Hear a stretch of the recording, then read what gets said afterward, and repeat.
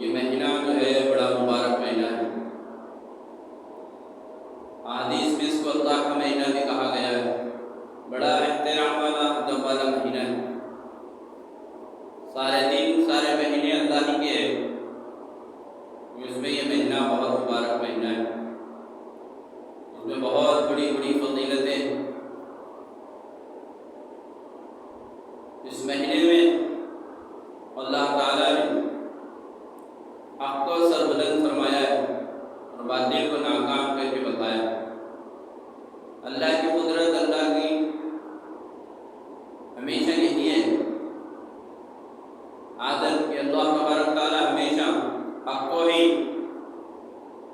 کامیاب کرتے ہیں، ناحق کو جو باطل ہوتا ہے اللہ اس کو جس سے نابود فرماتے ہیں، ذلیل و خوار کرتے ہیں۔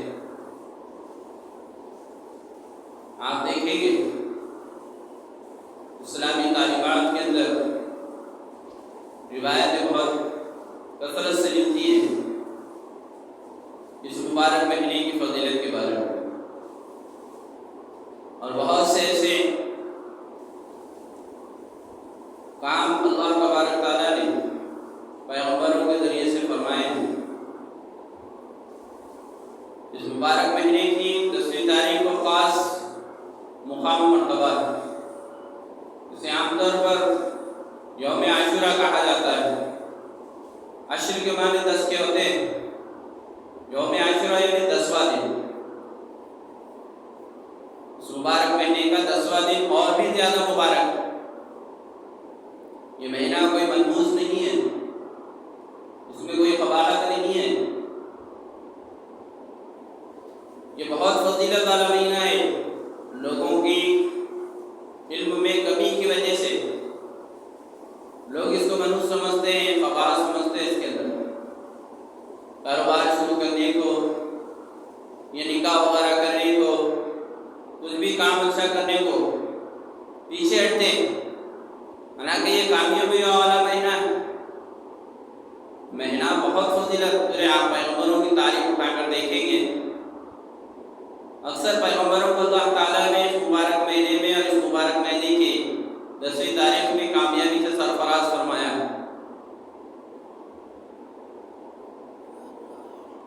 اور یہ منحوس نہیں ہے، بہت سے لوگوں کی ذہنیت خراب ہوتی ہے، علم ہوتا نہیں ہے، قرآن حدیث کی علم سے روشنی حاصل نہیں کرتے، اب وہ پرمپراؤں کے اوپر چلتے ہیں،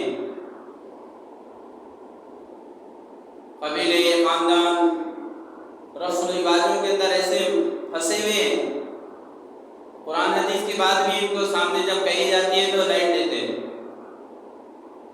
سنی انسنی کرتے ہیں اور اسی پرمپرا پر چلتے ہیں جو کہ باطل ہے، جو کہ غلط ہے، غلط عقائد ہے۔ کچھ بھی کام اگر کرنا ہے تو آپ کر سکتے ہیں، شادی اگر کرنا ہے تو کر سکتے ہیں، کاروبار شروع کرنا ہے کر سکتے ہیں، ابھی برکت والا مہینہ ہے، لیکن لوگ اس کو ایک الگ چیز سمجھتے ہیں اور اپنے غلط عقائد دوسروں کے اوپر بھی تھوپتے ہیں۔ اگر کوئی کرنے بھی جا رہا تو اس کو رکاتے ہیں۔ اس کا وبال جو ہوگا کل آخرت میں ان کو حساب بھگتنا پڑے گا اس چیز کا کہ اللہ نے جس مہینے کو اپنا مہینہ قرار دیا اس کو یہ لوگ خوشی سے دور کر رہے تھے، غم کا مہینہ سمجھ رہے تھے، حالانکہ کامیابی ہو مہینہ، خوشیوں والا مہینہ ہے۔ اور اس مہینے کی 10ویں تاریخ حضرت آدم علیہ السلام کی توبہ کو اللہ تعالیٰ نے قبول فرمایا، جو وہ مہینہ ہے۔ یوم عاشورہ کا دن وہ دن ہے جس میں حضرت آدم علیہ السلام کی توبہ کو اللہ تعالیٰ نے قبول فرمایا۔ یوم عاشورہ کا دن وہ مبارک دن ہے جس میں حضرت نوح علیہ السلام کی کشتی کنارے سے لگی، جو دی پہاڑ اس کے کنارے کو لگی تھی کشتی نوح علیہ السلام۔ یوم عاشورہ کا دن وہ مبارک دن ہے جس میں ابراہیم علیہ السلام کو آگ سے نکال خلاصے نصیب ہوئی، یوم عاشورہ کا دن یعنی محرم کا 10واں دن وہ مبارک دن ہے جس میں حضرت یونس علیہ السلام کو مچھلی کے پیٹ سے راحت ملی۔ روایت میں یہ بھی ہے کہ یوسف علیہ السلام کو کنویں سے نکالا گیا یوم عاشورہ کا ہی دن۔ حضرت موسیٰ علیہ السلام کو فرعون سے نجات ملی۔ موسیٰ علیہ السلام کو سمندر پار کرا دیا گیا، دریا پار کرا دیا گیا، اور اسی دریا میں اسی وقت میں فرعون اس کے لشکر کو ڈبو دیا گیا۔ یہ کامیابی والا مہینہ ہے۔ ایسے بہت سے پیغمبروں کے بہت سے واقعات ہیں، میں تو آپ کے سامنے مختصر عرض کیا ہوں۔ اس سے آپ اندازہ لگا سکتے ہیں یہ مہینہ کیسا مبارک مہینہ ہے، اور اس مہینے کا عاشورہ کا دن کتنا مبارک ہے۔ اس کو عام لوگ کم ذہنیت، کم علم ہونے کی وجہ سے غم کا مہینہ سمجھتے ہیں، غم کا دن سمجھتے ہیں۔ حضرت حسین رضی اللہ تعالیٰ عنہ کی شہادت بھی جو ہوئی یوم عاشورہ کے دن ہوئی۔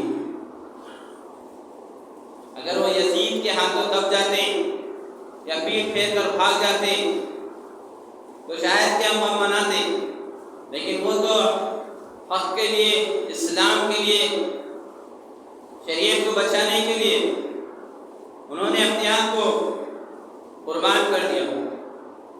صرف اکیلے نہیں بلکہ پورے کنبے کو قربان کر دیا اس دین کی خاطر، اسلام کی خاطر۔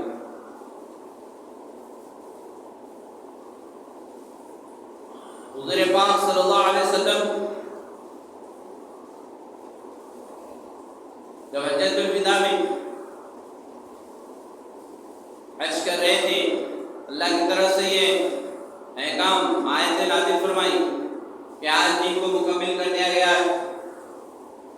آپ صلی اللہ علیہ وسلم نے اس وقت میں صحابہ سے مخاطب ہو کر ارشاد فرمایا، جس کا مفہوم و خلاصہ اس طرح ہے کہ میں نے تمہیں اللہ کا دیا لایا ہوا دین جو مجھ کو پیغمبر بنا کر اللہ نے بھیجا کہ تم تک نہیں پہنچایا۔ تمام صحابہ نے عرض کیا کہ بے شک آپ نے دین کو، اسلام کو ہم تک پہنچا دیا، اس کا حق بھی ادا کر دیا، دین مکمل ہو گیا۔ لیکن اس دین کی بقا کے لیے ہر وقت میں، ہر زمانے میں قربانیاں دینی پڑی، ہر وقت میں قربانیاں دینی پڑی۔ دین کو بچانا ہے، دین تو مکمل ہو گیا ہے۔ بہت سے لوگ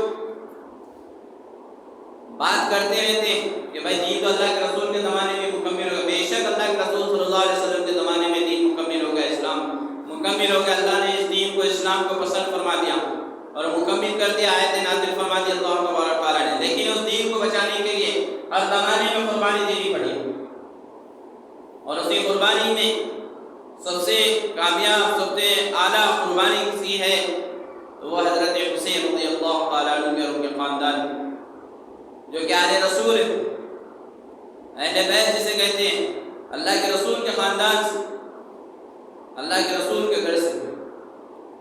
ایک مرتبہ اللہ کے رسول صلی اللہ علیہ وسلم نے حضرت علی رضی اللہ عنہ کا ہاتھ مبارک پکڑ کر اٹھایا اور کہا کہ یہ علی مجھ سے ہے اور میں علی سے ہوں،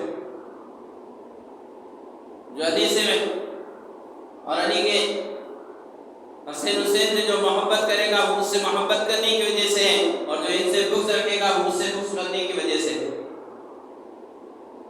بہت بڑی فضیلت آل رسول، اہل بیت کی۔ وہ اہل بیت نے اپنے آپ کو شریعت کو بچانے کے لیے، اپنے نانا کے دین کو بچانے کے لیے، اسلام کو بچانے کے لیے اپنے آپ کو قربان کر دیا، شہید کرا دیا اپنے آپ کو، لیکن شریعت کے اندر ذرے برابر بھی کمی پیشی کو برداشت نہیں کرتے۔ حضرت حسن رضی اللہ عنہ کو بھی شہید کیا گیا زہر دے کر، حضرت حسین رضی اللہ عنہ کربلا کے مقام پر شہید کیا گیا۔ میرے بھائیو بزرگوں دوستو، یہ وہ رسول صلی اللہ علیہ وسلم کے نواسے ہیں جن کے بارے میں اللہ کے نبی محمد مصطفیٰ صلی اللہ علیہ وسلم نے ارشاد فرمایا کہ حسین اور حسین جنت کے نوجوانوں کے سردار ہیں، اور جن کی والدہ کے بارے میں بھی، فاطمہ کے بارے میں عرض کیا گیا کہ بی بی فاطمہ رضی اللہ تعالیٰ عنہ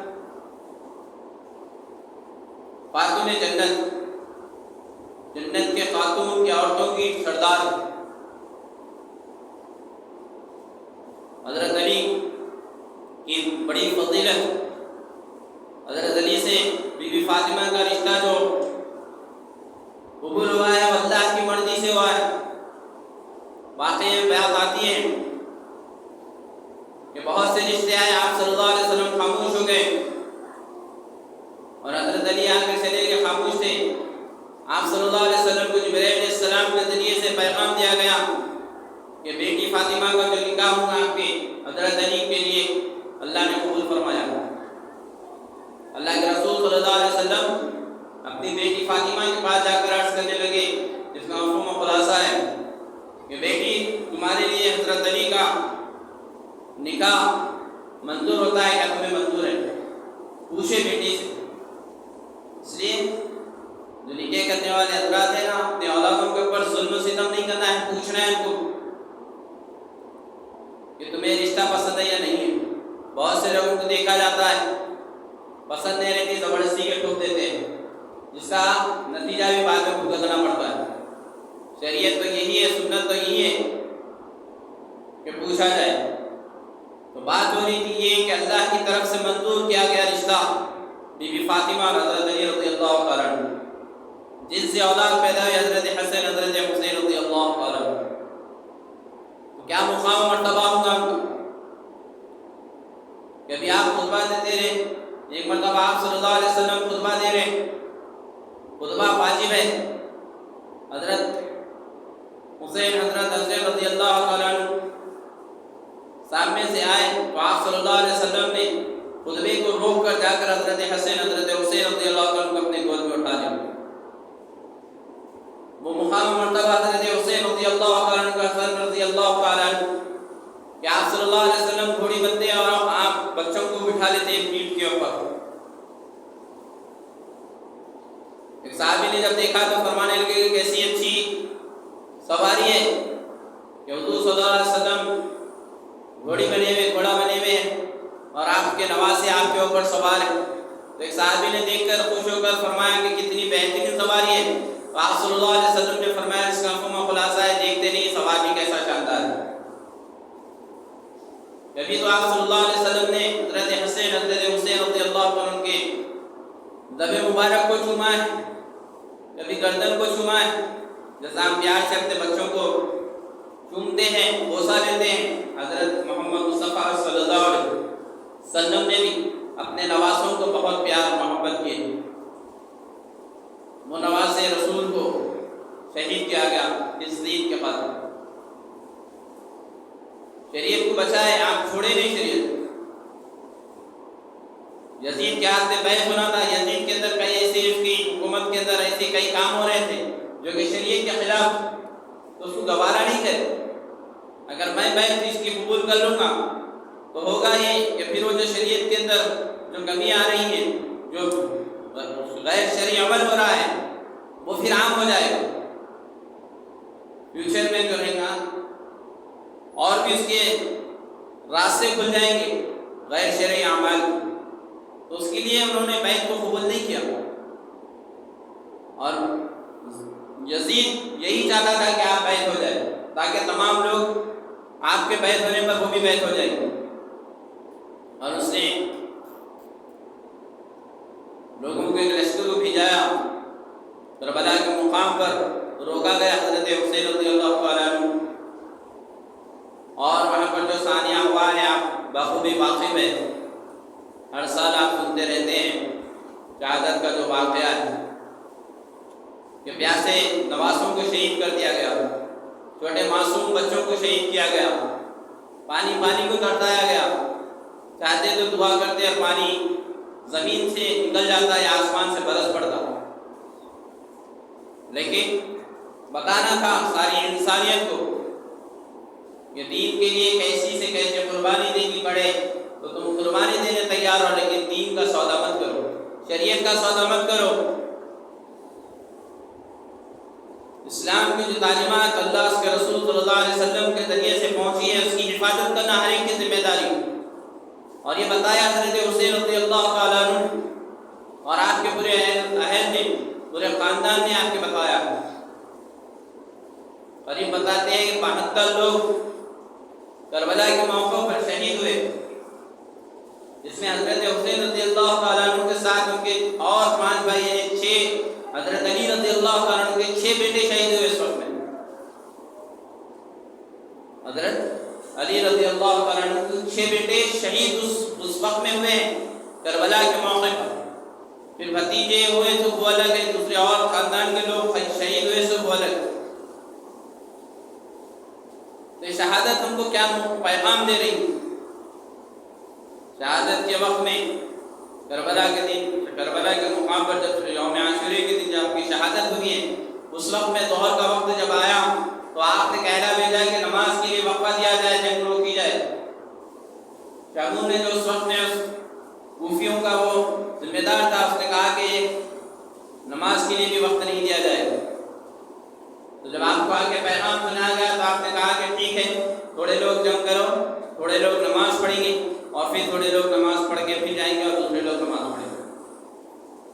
جنگ کے معرکے میں بھی پیاس کی شدت ہے، بھوکے پیاسے ہے، جنگ کا ماحول ہے، اور نماز چھوٹی، نماز کو نہیں چھوڑے. جب شہید بھی کیا گیا تو عصر کا ٹائم تھا، نماز پڑھتے ہوئے سجدے کی حالت میں آپ کو گردن کے پیچھے کے حصے سے شہید کیا گیا. زخموں کے پورے جسم کے اندر کئی جگہ آپ کا جسم زخمی ہو چکا تھا. میرے بھائیوں کو دوستو، شہادت جو ہوئی حضرت حسین کی بڑی عالی شان شہادت ہے، اور اس شہادت کے اوپر ہم کو غم کرنا نہیں ہے. ہاں یہ بات ہے کہ حضرت محمد مصطفیٰ صلی اللہ علیہ وسلم کے خاندان والے نواسے آپ کے شہید ہوئے ہیں، تو دل میں ہمارے اس وقت میں جو ان کو تکلیفیں پہنچی ہیں، اس تکلیف کا تصور کر کے ہمارے دل میں غم آتا ہے، تکلیف ہوتی ہے.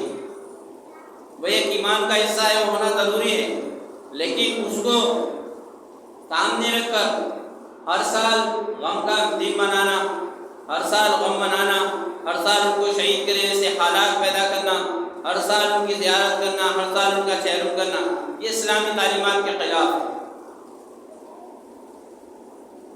کربلا کے مقام پر ایک مرتبہ آپ حضرت حسین اور آپ کا قافلہ پورا شہید ہوا ہے، لیکن آپ دیکھتے ہیں کہ ہر سال اس دن کو لوگ ماتم کا دن مناتے ہیں، اس دن کو لوگ شہادت کا دن منا کر غم کرتے ہیں، اور بہت سے جاہل لوگ سواریوں کا نام دے کر، علموں کا نام دے کر سارے سال ان کے نام کی روڈے روڈوں کو لے کر پھرتے ہیں، ان کے نام کا مجسمہ لگا کر ان کے نام کی توہین کرتے ہیں.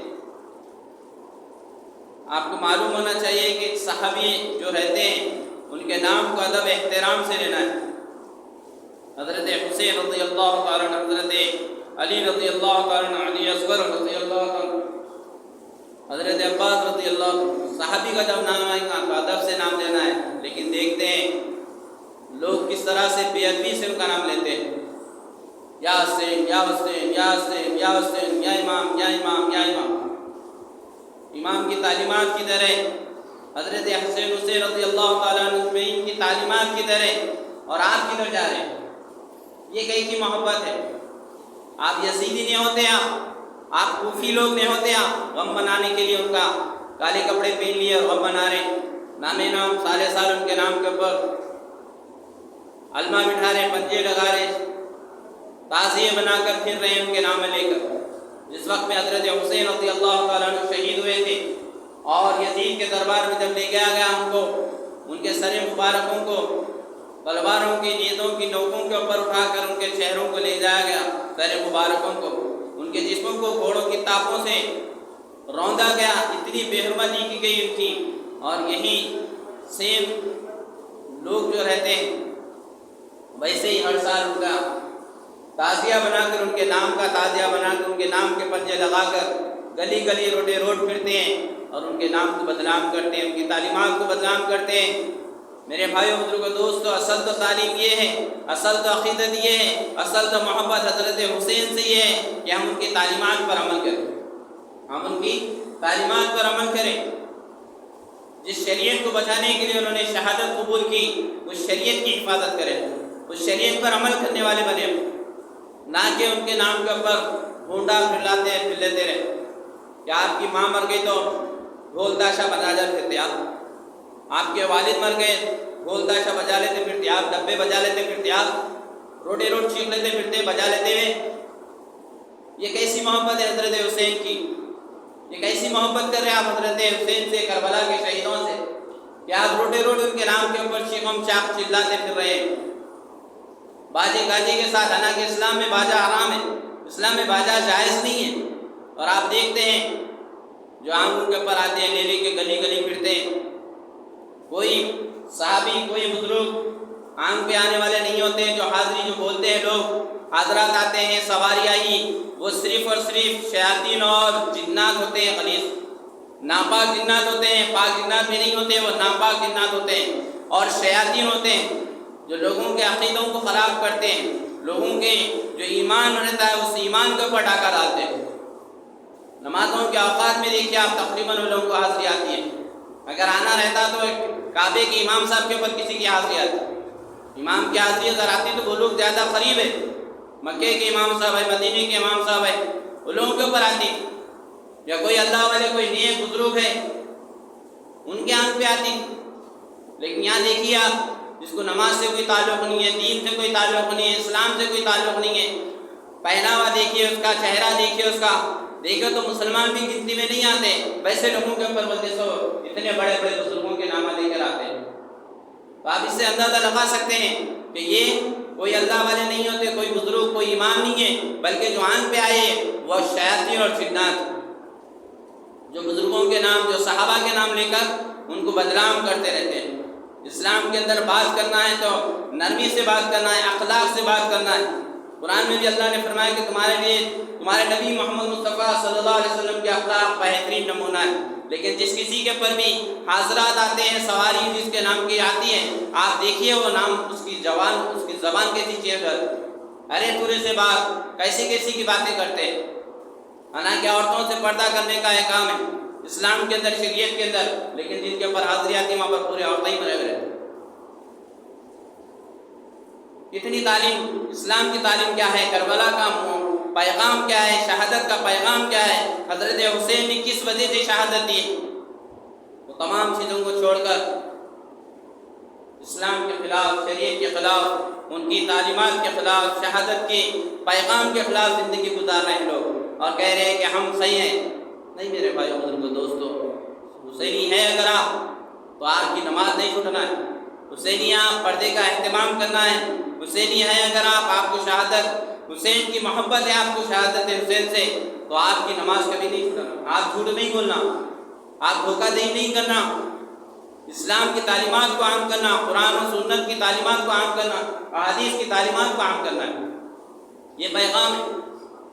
سجدے میں سر کٹا کے حضرت حسین نے بیان کر دیا، پیغام دے دیا ساری انسانیت کو کہ تلواروں کے سائے میں بھی ہو اور نماز چھوڑنا نہیں ہے، سجدہ ادا کرنا ہے۔ لیکن انہی کے نام کے اوپر کئی لوگوں کی نمازیں ختم ہو جا رہی ہیں، کئی لوگوں کی نمازیں ضائع ہو جاتی ہیں، وہاں پر جو بناتے ہیں پروگرام، اللہ حفاظت فرمائے۔ میرے بھائیو بزرگوں دوستو، اپنے بچوں کی حفاظت کیجیے، خود کی حفاظت کیجیے، اپنے عقائد کی حفاظت کیجیے۔ کہ سواری آ رہی ہیں، علماء آ رہے ہیں تو ان کے اوپر سے بچوں کو وار رہے ہیں، شیاطین کے اوپر سے بچوں کو وار رہے ہیں، آپ کیا اثرات ہوں گے بچوں کے اوپر آپ کے بتائیے۔ آپ سمجھ رہے ہیں کہ وہ اللہ والے، وہ امام ہے، وہ امام نہیں ہوتے، وہ اگر وہ امام رہتے تو مسجد میں رہتے تھے، کسی امام و مؤذن کے اوپر مسجد میں آ کے بیٹھتے تھے، سب کو نماز کی دعوت دیتے تھے، اسلام کی دعوت دیتے تھے۔ وہ آئے والے آنکھ میں جو ہے شیاطین ہے، اپنے بچوں کو وہاں کا طاقہ مت ڈالیے، اپنے بچوں کو اس کے اوپر سے وارن پھیرن مت کیجیے۔ منتیں مانگنا ہے تو اللہ سے مانگنا ہے، اپنی ضرورتوں کو پیش کرنا ہے تو اللہ کے سامنے پیش کرنا ہے۔ کہیں حدیث میں یہ بیان نہیں کیا کہ کسی کے آنکھ پہ آئے تو کر جا کے اپنی حاضری کے اس کے اوپر آیا اس سے جا کے اپنی مرادوں کو مانگو۔ مراد اللہ سے مانگنا ہے، منتیں اللہ سے کرنا ہے، آپ غلط عقیدے سے اگر منتیں مانگ بھی لیں گے اپنے باپ دادا تو بھی وہ ویسے نہیں ہے، وہ اس کو چھوڑ دینا ہے. نہیں، ہمارے دادا پردادا سے چلتے آ رہا، چھوڑ دینا ہے. جو قرآن کہہ رہا ہے اس پہ عمل کرنا ہے، جو احادیث کے اندر بیان ہے اس کے اوپر عمل کرنا ہے، جو شریعت کے اندر ہے اسی کو فالو کرنا ہے. نہ میری بات کو سننا ہے نہ کسی دوسرے کی بات کو سننا ہے. آپ کو سننا ہے تو قرآن و حدیث کو سننا ہے. ہاں، شہادت کے دن 2 کام کرنے کے، یوم عاشورہ کے دن 2 کام کرنے کا حکم دیا گیا ہم کو. حدیث سے ثابت ہے یہ بات. اللہ کے نبی صلی اللہ علیہ وسلم نے فرمایا، جس کا مفہوم و خلاصہ ہے کہ تم یوم عاشورہ کے دن روزہ رکھو اور اس روزے رکھنے میں یہودیوں کی مخالفت کرو. اس طرح سے کہ یہودی یوم عاشورہ کا دن کا روزہ رکھتے تھے مدینے میں، تو آپ صلی اللہ علیہ وسلم نے فرمایا کہ ہم 10ویں اور 9ویں کا روزہ رکھیں گے یا پھر 10ویں اور 11ویں کا روزہ رکھیں گے. ایک ایکھیرا روزہ رکھنا مکروہ ہے یوم عاشورہ کے دن. صرف عام دنوں میں آپ ایک روزہ رکھ سکتے ہیں، لیکن یوم عاشورہ میں ایک روزہ اس واسطے نہیں رکھنا ہے کہ یہودی بھی روزہ رکھتے تھے کہ ان کے مساوی ہو جاتے آپ. اس لحاظ سے آپ 9-10 کو یا پھر 10-11 کو، یعنی کل اور پرسوں روزہ رکھنا ہے یا پھر پرسوں اور ترسوں رکھنا ہے. ہفتہ اتوار یا پھر اتوار پیر 2 روزے رکھنا ہے. اور اس کی فضیلت بھی بہت بیان کی گئی. اللہ کے نبی صلی اللہ علیہ وسلم نے فرمایا، جس کا مفہوم و خلاصہ ہے کہ میں یوم عاشورہ کے روزے کی برکت سے اللہ سے یہ امید رکھتا ہوں کہ تمہارے پچھلے 1 سال کے جو گناہ ہوئے ہیں، صغیرہ گناہ ہوئے، وہ اللہ تعالیٰ معاف کر دے. اس لیے اس دن روزہ رکھنے کا حکم دیا گیا ہے. اور دوسری بات، دوسرا کام یہ کرنا ہے ہم کو کہ ہم جو روزانہ اپنے گھر میں خرچے کے لیے دیتے ہیں، نام و نسخہ جو دیتے ہیں اپنے گھر میں، وہ خرچہ جو رہتا ہے روزمرہ کا ہمارا، اس کے اندر اضافہ کر کے دینا ہے. دل کھول کے خرچہ کرنا ہے گھر والوں کے اوپر. حلال کاموں کے لیے دینا ہے. ناجائز کاموں کے لیے گھومنے جا رہے تھے اس کے جا رہے اس کے لیے نہیں. خرچہ جو کھانے پینے کے لیے اپنا جو خرچہ رہتا ہے اپن روز جو دیتے ہیں، تو اس میں یوم عاشورہ کے دن ذرا دل کھول کے خرچہ کرنا ہے گھر والوں کے اوپر. اس کی بھی برکت بتائی گئی، فضیلت یہ بیان کی گئی کہ اللہ تبارک تعالیٰ سال بھر تمہارے روزے میں برکت عطا فرمائے. یہ 2 کام کرنا ہے. اور فرائض تو فرائض ہے الحمدللہ. نمازوں کا خاص اہتمام کرنا ہے، واجبات کا اہتمام کرنا ہے، سنتوں کا اہتمام کرنا ہے، نوافل کا اہتمام کرنا ہے. اور جو گناہ کے کام ہیں اس سے ہمیشہ بچنا ہے. تو ایسے مبارک مہینے میں، مبارک دنوں کے اندر اس سے بچنا اور بھی زیادہ ہے.